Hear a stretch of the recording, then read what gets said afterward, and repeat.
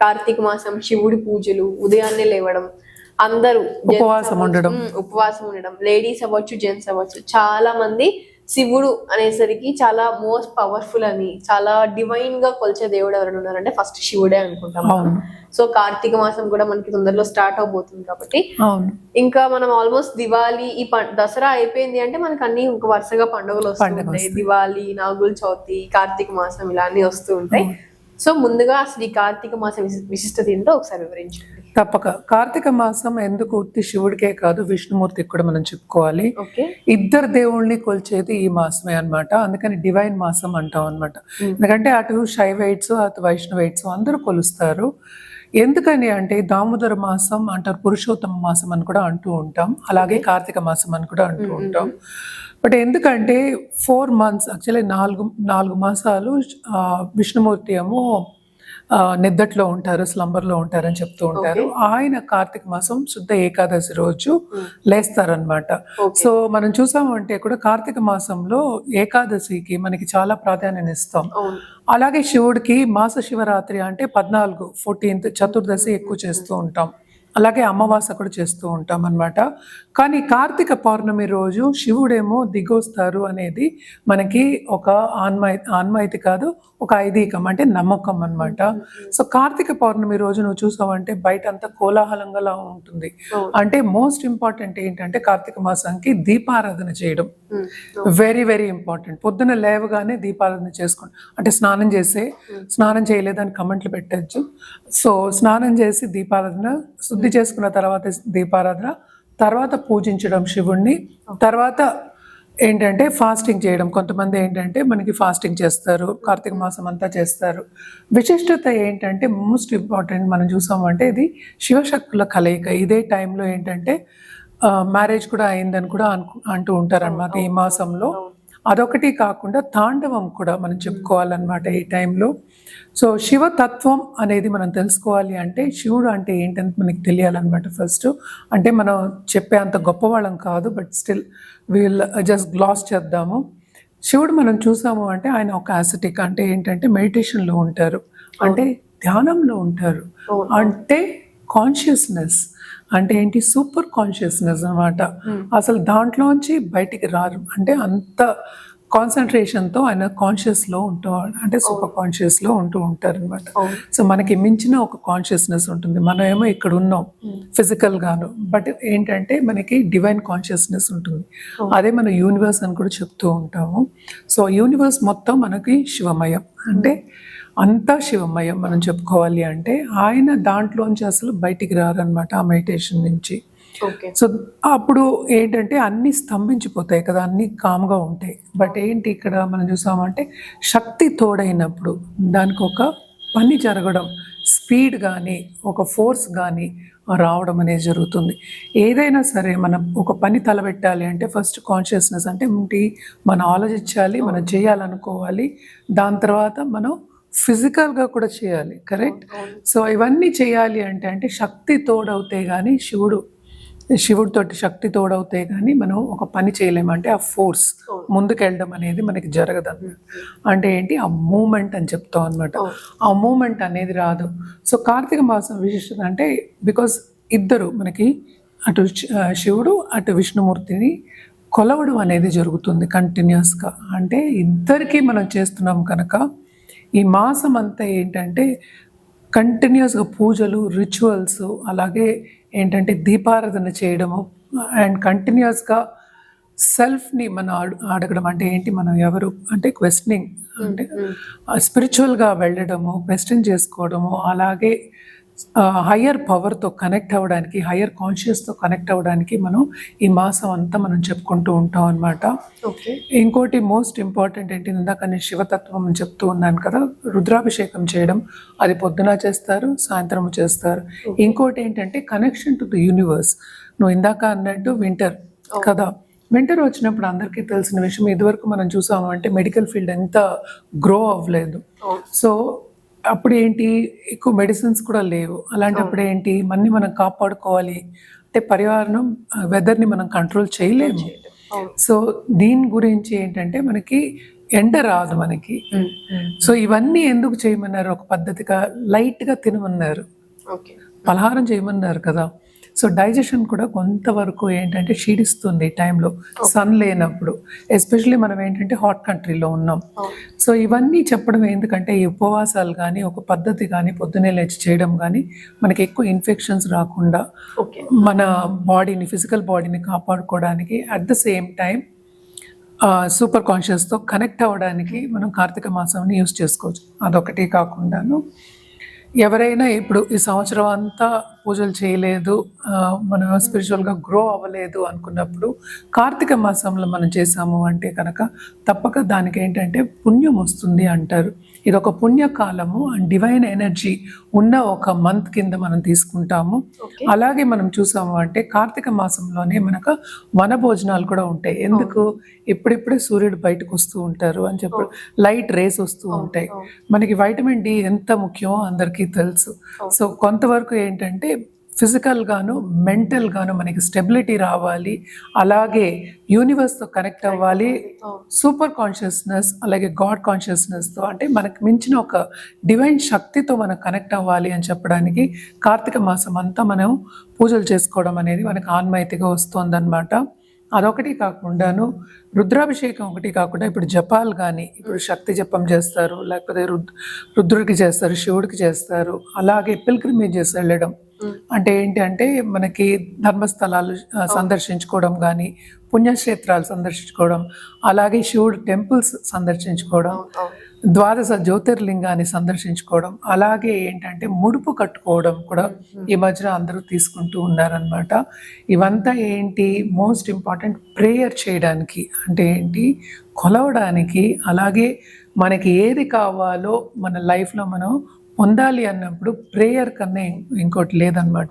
So ప్రే చేసినప్పుడు ఒక divine ఎనర్జీతో మనం కనెక్ట్ అవుతాం, అదే కాన్షియస్నెస్ అంటాము. కనెక్ట్ అవుతాం కనుక ఈ మంత్ అంతా ఏంటంటే కొంత స్లో అవుతుంది. ఎలాగో వింటర్లో మనం ఎక్కువ పనులు కూడా చేయలేము. సో కనెక్ట్ అవుతుంది అండ్ ఆల్సో డివైన్ ఎనర్జీతో కనెక్ట్ అవ్వాలి అనడానికి, అండ్ ఆల్సో స్లో అవుతుంది, మన పనులన్నీ స్లో అవుతాయి అనడానికి ఇవన్నీ చెప్తారనమాట.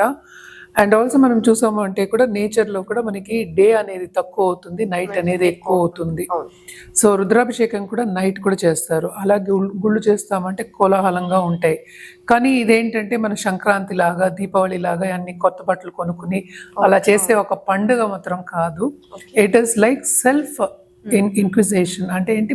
మన అడగడానికి, అంటే ఏంటి మనం ఏం కావాలి ఈ లైఫ్లో, అండ్ స్పిరిచువల్ గ్రోత్ రావడానికి, అంటే ఏంటి దేవుడితో కనెక్ట్ అవ్వడానికి మనం ఈ మాసం కింద చెప్తూ ఉంటాం అన్నమాట. అండ్ ఆల్సో ఎప్పటికైనా సరే ఎందుకు మనం తెలుసుకోవాలి అంటే ఇట్ ఈస్ బికాస్ మనకి ఏం కావాలి ఈ లైఫ్లో అనేది తెలియాలి. సో ఇన్క్విజిషన్ అంటే ఏంటి? మనం అన్ని క్వశ్చన్స్ అడగాలి ఫస్ట్. అడిగి మనం తర్వాత ప్రేయర్ చేసినప్పుడు అది మనకి వస్తుంది కదా, మనకి అంటే ఫలించడం, మన దగ్గరికి రావడం ఎలా జరుగుతుంది అనేది డివైన్ కాన్షియస్నెస్కి వదిలేయాలి, దేవుడికి వదిలేయాలి. బట్ మనకు కావాల్సింది అడగడానికి, అలాగే కనెక్ట్ అవ్వడానికి, శివుడితో కనెక్ట్ అవ్వడానికి. నేను ఇందాక చెప్పినట్టు అంతా శివమయం. సో శివుడితో కనెక్ట్ అవ్వడానికి మనం ఈ మాసం చెప్తాం. అలాగే విష్ణుమూర్తి, నేను ఇందాక చెప్పాను కదా, దామోదర మాసం అని కూడా చెప్తూ ఉంటారు. ఆయన ఏకాదశి రోజు ఆయన నిద్రలేస్తారు అని చెప్తూ ఉంటారు అనమాట. సో అక్కడి నుంచి వైష్ణవ పూజలు కూడా మొదలవుతాయి. సో అటు వైష్ణవులకి అట్లా శైవైట్స్కి కంబైన్డ్గా ఈ నెల అంతా మొత్తం అంటే ఏంటంటే చాలా చాలా ప్రాధాన్యం పొందిందనమాట. అలాగే స్పిరిచువల్ గ్రోత్కి కూడా ఇప్పుడు మనం చెప్పుకుంటూ ఉంటాం. అలాగే నాగుల చవితి కానీ, నేను ఇందాక మాట్లాడుకున్నాం నాగుల చవితి అంటే మనకి అమావాస్య తర్వాతే మాసం స్టార్ట్ అవుతుంది. అమావాస్య మాసం స్టార్ట్ అవుతుంది. సో దీపావళి తర్వాత నాగుల చవితి వస్తుంది. దీపావళి అందరికీ తెలుసు, అది అమావాస్య రోజు వస్తుంది. సో నాగుల చవితి కానీ ఇవన్నీ మనకి ఒకటి తర్వాత ఒకటి వస్తూ ఉంటాయి అన్నమాట. అన్ని ఈ మాసంలో ఏంటంటే పుణ్యతిథులు కానీ అన్ని మంచి కార్యక్రమాలు జరిగేవి కానీ అన్నీ ఉన్నాయన్నమాట. సో అందుకోసం ఈ మాసం అనేది చాలా చాలా ప్రాధాన్యం పొందింది. ఎవ్రీ ఇయర్ ఏంటంటే మనం ఏమి చేయకపోయినా, ఎందుకంటే మనం ఎవ్రీడే మనం చేసేది ఏంటి? పనికి వెళ్ళడం, రావడం, మళ్ళీ తినడం, పడుకోవడం, మళ్ళీ అలాగే కంటిన్యూస్గా ఒక రొటీన్ అవుతుంది. సో ఇలాంటి మాసాలు వచ్చినప్పుడు ఏంటంటే కొంచెం స్లో డౌన్ అయ్యి కొంచెం ఆలోచించడానికి మనకి టైం కూడా ఉంటుందన్నమాట. అండ్ ఆల్సో ఏంటంటే ఇది సద్వినియోగం చేసుకోవాలి ఈ టైం అంతాను. ఓకే. అండ్ ఆల్సో మనం చూసాము అంటే కాస్మాస్లో డివైన్ ఎనర్జీ అంటే పాజిటివ్ ఎనర్జీ నింపిన ఒక మాసం మనం చెప్పుకుంటాం అనమాట. ఓకే. అండ్ పాజిటివ్ రేడియేషన్స్ కూడా ఉంటాయి ఈ టైంలో అని చెప్పుకుంటాం. అలాగే నేను చెప్పినట్టు శివుడు దిగొస్తారు ఈ మాసంలో అంటూ ఉంటారు. సో తప్పక ఏంటంటే ఇది చాలా ప్రాధాన్యం పొందిన ఒక మాసం కింద మనం కన్సిడర్ చేయాలి. మోస్ట్ ఇంపార్టెంట్ నేను చెప్పినట్టు దీపారాధన చేయడం, అలాగే ఇంట్లోనే శివుడికి ఏంటి కొంచెం నీళ్లు పోసినా చాలు. అంటే ఆయనకి ప్రీతి కావాలంటే ఏంటి మోస్ట్ ఇంపార్టెంట్ అనుకుని ధ్యానం చేసి, అలాగే ఏంటంటే శుద్ధ మనసుతోటి మనం నీళ్ళు పోయాలి. ఉత్తినే నీళ్లు పోసామని కాదు కదా. So that's a physical activity. అంటే మనం ప్రిపేర్ అవ్వాలి ఫస్ట్. సో ఇదంతా ఈ మాసం అంతా కూడా ప్రిపరేషన్ చేస్తుంది మన స్పిరిచువల్ గ్రోత్కి అనమాట. సో తప్పక ఈ మాసం మొత్తం కొలవడం అనేది మంచిదన్నమాట. అలాగే మనం మాట్లాడుకోవాలి అంటే రుద్రాక్ష ఈ టైంలోనే రుద్రాక్ష మాలలు వేసుకోవడం కానీ, రుద్రాక్ష తీసుకోవడం కానీ, అంటే ఒక గురువు దగ్గర అయినా ఆస్ట్రాలజీ దగ్గర వెళ్ళి తీసుకుని దాన్ని వేసుకోవడం కానీ చాలా చాలా మంచిదన్నమాట. అలాగే సిద్ధమాలలు ఉంటాయి, మహాసిద్ధమాలలు ఇవన్నీ ఉంటాయి.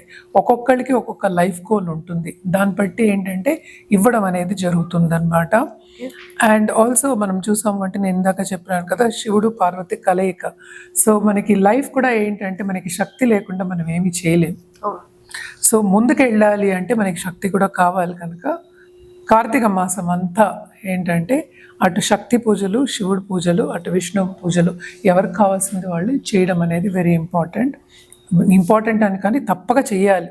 సో ఇంట్లో అయినా సరే చేయొచ్చు, కానీ గుడికి వెళ్ళి సందర్శించుకోవడం కానీ, లేకపోతే రుద్ర హోమాలు చేయడం కానీ, రుద్రాభిషేకాలు చేయడం కానీ, మహాన్యాసపూర్వకంగా రుద్రాభిషేకాలు చేయడం కానీ, అండ్ ఆల్సో ఏంటంటే మహామృత్యుంజయం అంటే మన ఆయుష్కి కూడా కావాలి కదా. సో శివుడిలోనే ఏంటి అటు క్రియేటివిటీ ఉంది, అటు ప్రిజర్వింగ్ ఉంది, అటు డిస్ట్రాయింగ్ ప్రాపర్టీ కూడా ఉంది. 3 శివతత్వాలే. సో అన్నీ ఉన్న ఒక మాసం కింద మనం తీసుకోవాలి. సో మనం ముందుకు సాగాలి అంటే కనుక ఈ పూజలన్నీ చేసుకుని, అలాగే రుద్రాక్ష తీసుకోవడం కానీ, జపాలు చేసుకోవడం కానీ ఇవన్నీ చేసుకోవడం మంచిది. ఒక్కొక్క రాశికి మనం ఇప్పుడు విడిగా మాట్లాడుకుందాం. మేడం ఇప్పుడు తులారాశి వారు ఈ కార్తీక మాసంలో శివుడికి ఎలా పూజ చేసుకుంటే బాగుంటుందో ఒకసారి వివరించండి.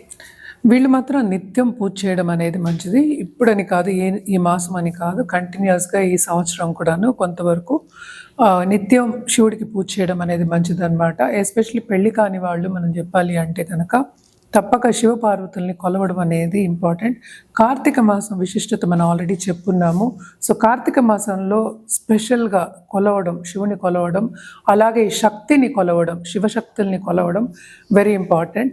అండ్ ఆల్సో మనం చూసాము అంటే వాళ్ళ పిల్లలైన గణపతి కానీ, లేకపోతే అటు సుబ్రహ్మణ్య స్వామిని ఇద్దరిని సేవించుకోవడం మంచిదన్నమాట. ఇంట్లో కూడా ఏంటంటే మనకి ధార్మిక కార్యక్రమాల్లో పాల్గొనడం, లేకపోతే ఇంట్లో పూజలు కార్యక్రమాలు పెట్టుకోవడం కానీ చాలా చాలా మంచిది మనం చెప్పుకోవచ్చు. అయ్యప్ప స్వామి కూడా మనం చెప్పుకోవచ్చు అనమాట. తప్పక ఇవన్నీ చేసుకుంటే ఇంకా బాగుంటుంది వీళ్ళకి. ఎందుకంటే కొన్ని ఇబ్బందులు బికాస్ మన జాతక రీతి మనం చూసామంటే ప్లానటరీ మోషన్స్లో అంటే గోచారంలో కొన్ని ఇబ్బందులు అనేవి కనిపిస్తున్నాయి కనుక సో గట్టిగా కొలవడం అంటే ఏంటంటే బాగా శ్రద్ధగా కాన్సన్ట్రేషన్ తోటి శివుణ్ణి ఈ కార్తీక మాసం అంతా కొలవడం మంచిది.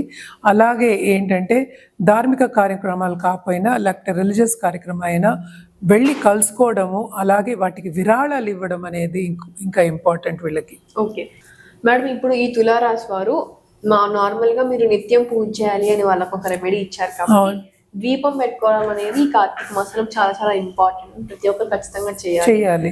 ఎలాంటి దీపం పెట్టుకుంటే బాగుంటుందో ఒకసారి వివరించండి. తప్పక వీళ్ళు ఏంటంటే 11 దీపాలు పెట్టుకోవడం అనేది మంచిది. ఒక ఒత్తు వేయం, మనం 2 ఒత్తులు వేసి పెట్టుకుంటాం. మనకి అది ఆన్మాయత అంటే ఏంటి, మనము దేవుళ్ళలో కలిసిపోవాలి, మనము ఏంటంటే సూపర్ కాన్షియస్నెస్ లేకపోతే యూనివర్స్ ఒకటి అని చెప్పడానికి 2 ఉంటాయి అన్నమాట.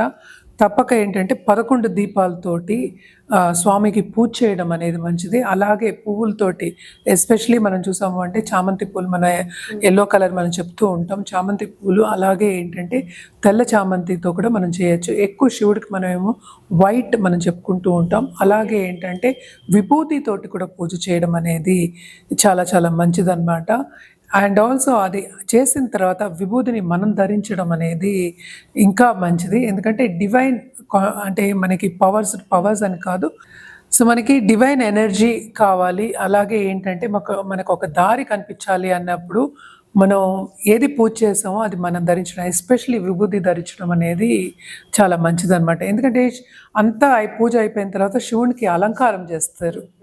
అలాగే నాగదేవత పూజలు కూడా మనం చేస్తూ ఉంటాము ఈ టైంలో. సో శివుని సర్పంతో పాటు పూజ చేయడం కూడా వెరీ ఇంపార్టెంట్ వీళ్ళు. ఓకే.